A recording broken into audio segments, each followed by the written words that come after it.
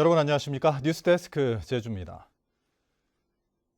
제주 4.3 사건 당시 한라산과 중산간에서는 군경의 초토화 작전이 진행됐지만 당시 역사적인 상황을 알 수 있는 흔적들은 대부분 사라졌는데요.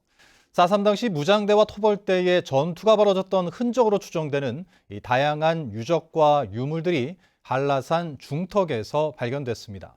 4.3의 흔적인 유물과 유적들의 발견이 어떤 의미가 있는 것인지 박주연 기자가 보도합니다. 해발 1,068m, 한라산 중턱의 기생화산인 노루오름. 제주 4.3 당시 군경의 초토화 작전을 피해 산을 오를 수밖에 없었던 사람들이 숨어 지냈던 은신처였습니다. 좀 무서워가지고 못 내려간 사람들은 산에 올라갔지. 숨어서 살기 위해서다. 괴 같은 데는 조금 엉덩이에 좀 의지가 되니까 그런 데 숨어 살할 수밖에 없죠. 당시 이곳에서 무장대와 토벌대의 전투가 벌어졌다는 증언에 따라 시민단체들이 5년 동안 조사를 벌였습니다. 노루오름 내 산물내 전투 유적지에서는 1943년 미국에서 생산된 탄피와 나침반, 박격포 불발탄, 미국 군복 단추 등 당시 전투의 흔적으로 추정되는 유물들이 발견됐습니다.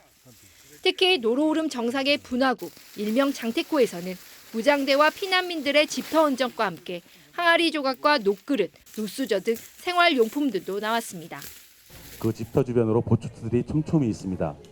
그래서 그 집터에서 또한 이제 나온 것들이 이제 그릇 깨진 파편이라든가 아까 M1총 이제 칼집이 나왔고 탄피들도 나오고 있고 노숟가락이라든가 여타 부분들이 나오고 있어서 그 형태를 봤을 때 꽤 큰 규모의 무장대가 거기에 이제 존재하고 있었다라는 것을 확인할 수 있었습니다. 제주 4.3 사건 당시 한라산과 중산간에서 진행됐던 초토화 작전과 관련해 다양하고 체계적인 유적과 유물들이 발견된 것은 이번이 처음입니다.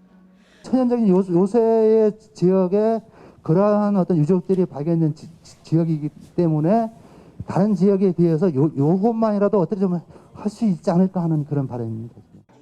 한라산 일대에 4.3의 흔적인 유물과 유적들이 그대로 방치되고 있는 가운데 하루빨리 조사와 보전관리 방안을 마련해야 한다는 지적이 나오고 있습니다. MBC 뉴스 박주연입니다. 제주도가 내년 1월부터 제2차 제주 4.3 사건 희생자 보상금 지급 신청을 받습니다. 신청 대상자는 4.3 생존 희생자 본인 또는 희생자의 민법상 상속권자 등 2,500명이며 신청은 오는 2025년 5월까지 6차례로 나눠 진행됩니다. 현재 제주도는 4.3 희생자 400명에게 보상금 239억 원을 지급했습니다. 요즘은 집이나 일터 등에서 음식을 배달하거나 포장할 때 이 스마트폰 배달앱 많이 쓰시죠? 이 대형 민간 배달앱에 비해 수수료 부담을 낮춘 공공 배달앱인 이 먹개비가 제주에서도 서비스를 시작했습니다. 하지만 아직 시행 초기이다 보니 인지도와 수익성 등에서 과제가 적지 않은데요. 이 공공 배달앱의 성공적인 안착을 위한 과제가 무엇인지 김항섭 기자가 보도합니다. 영업 준비가 한창인 한 분식점입니다. 떡볶이가 주 메뉴인 이 식당은 최근 제주도가 도입한 공공 배달앱 먹개비를 사용하고 있습니다. 앱 운영사에 내는 중개 수수료는 1.5%, 민간 배달앱의 6분의 1 수준으로 저렴해 부담이 크게 줄었습니다. 다른 배달업체 같은 경우에는 수수료가 한 2,000원 이렇게 붙는데 먹개비 같은 경우에는 수수료를 낮춰주셔가지고 건당 한 300원, 350원 이런 식으로 가니까 훨씬 더 저희한테는 좋은 것 같습니다.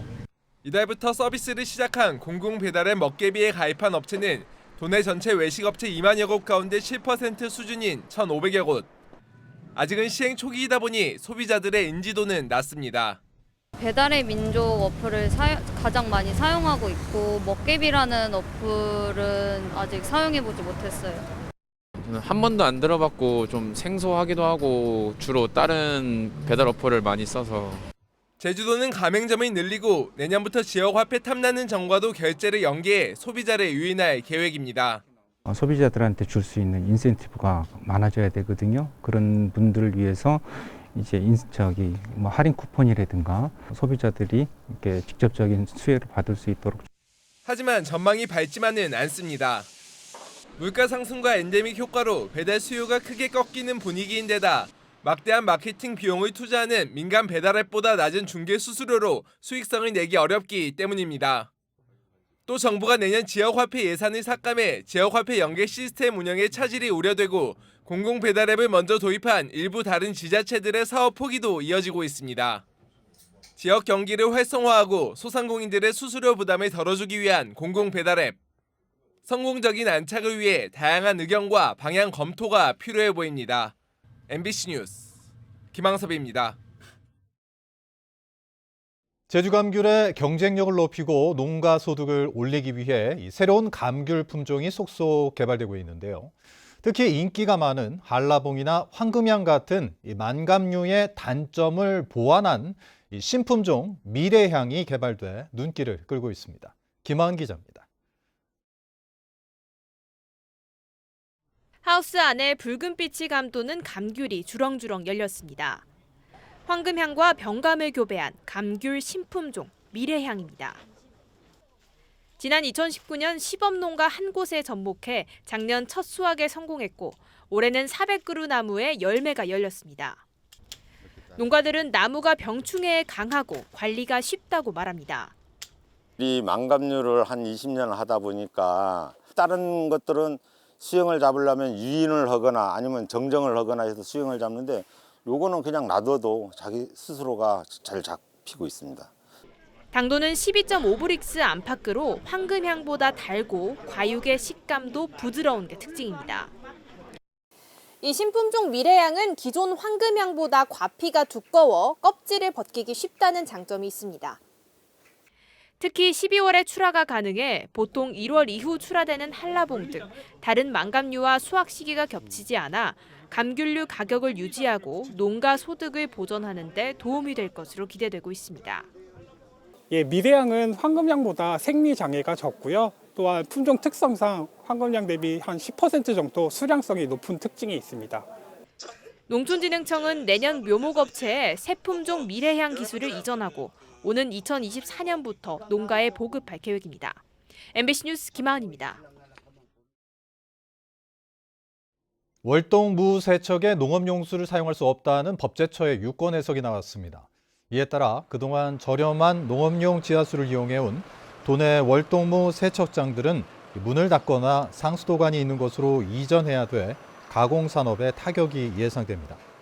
제주도는 제주특별법에 따라 도지사에게 이양된 지하수 관리 권한을 활용해 농업용수 사용을 허용하는 방안을 검토하고 있습니다. 제주 지방에는 북서쪽에서 찬 공기가 남하하면서 내일 아침 최저 기온이 2도에서 4도까지 떨어지겠고 강풍주의보가 내려져 체감 기온은 더 낮겠습니다. 산지에는 대설 예비특보가 내려진 가운데 2에서 8cm의 눈이 쌓이겠고 해안에는 약한 눈이나 비가 오겠습니다. 제주도 전 해상에는 풍랑주의보가 내려졌습니다. 제주 지역 고액 기부 부부가 어려운 이웃을 위해 또다시 거액을 기부했습니다. 제주 사회복지공동모금회에 따르면 돼지고기 전문점 돈사돈 대표인 양정기 김순덕 부부가 1억 원을 기탁해 누적 기부금 6억 원으로 제주 지역 기부 최고액을 기록했습니다. 양정기 김순덕 부부는 지난 2015년부터 1억 원 이상 고액 기부자 모임인 아너 소사이어티에 가입해 활동하고 있습니다. 국민의힘 제주도당은 논평을 내고 오영훈 도정은 사상 유례 없는 언론 통제와 감시 지침을 즉각 파기하라고 요구했습니다. 국민의힘은 제주도가 공무원과 산하기관 직원들에게 언론사의 취재 사안을 신속히 보고하도록 지시한 것은 역대 어느 도정에서도 찾아볼 수 없는 언론 통제 감시 지침이며 도민의 알 권리를 침해하는 내로남불 형태라고 주장했습니다.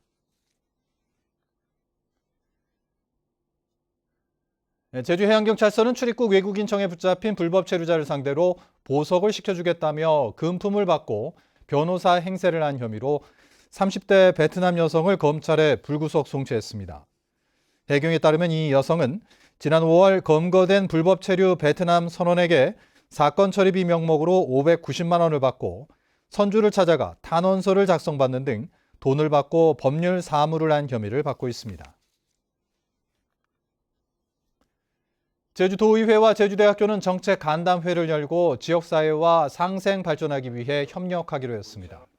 두 기관은 지역 주도의 인재 양성을 위해 지자체와 대학, 기업이 함께하는 지역혁신 플랫폼을 구축하기로 했습니다. 뉴스데스크 시즌 마칩니다. 고맙습니다.